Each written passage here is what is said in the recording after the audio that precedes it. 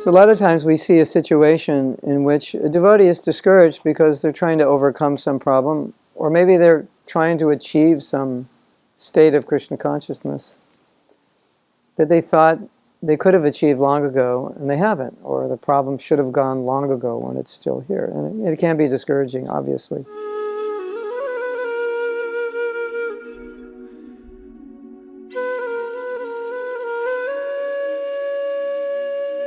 How do we deal with that? Well, I think one of the things we need to understand is that some problems we can't actually overcome in 5 or 10 or 15 or 20 years, or even 25, or even 30, or even 35 or 40.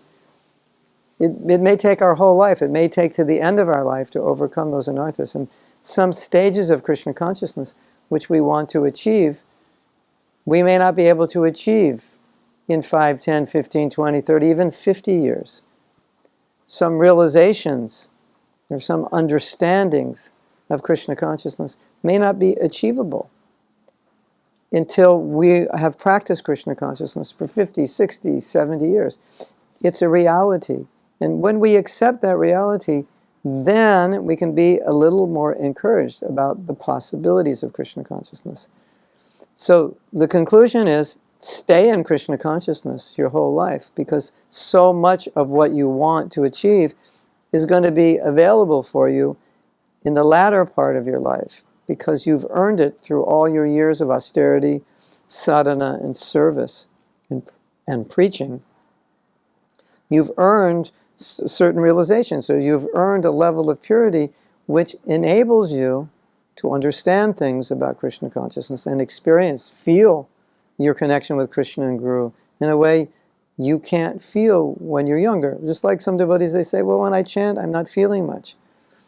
Yes, but keep chanting and don't quit and stick with it, because you will feel at a certain time, you will feel. It's inevitable.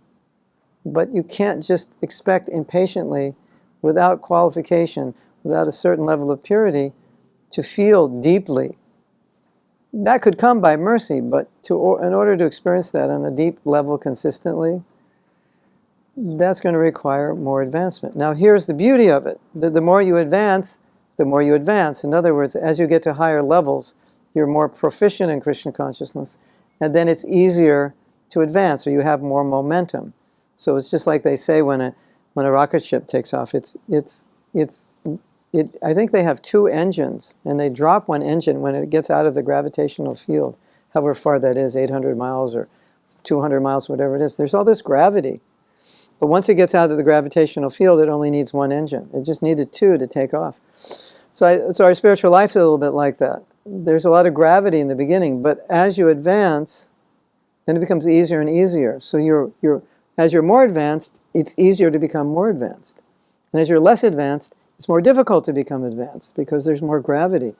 So don't think that because you're in the gravitational field, you should just give up, or it's so hard, or it's always going to be this hard. It's going to be much easier, but you have to stick around doing the practice long enough to be able to experience how much easier it's going to be. So it is said that when we come to the stage of ruchi, it's at that point the gravitational field shifts. We're out of that lower intense gravitational field. And basically, from that point of ruchi, spiritual life is very fast. But the stage of ado shraddha to the stage of nishta is quite slow. It takes time. But once we get to the stage of ruchi, it takes time. But once we get to the stage of ruchi, then it happens very quickly.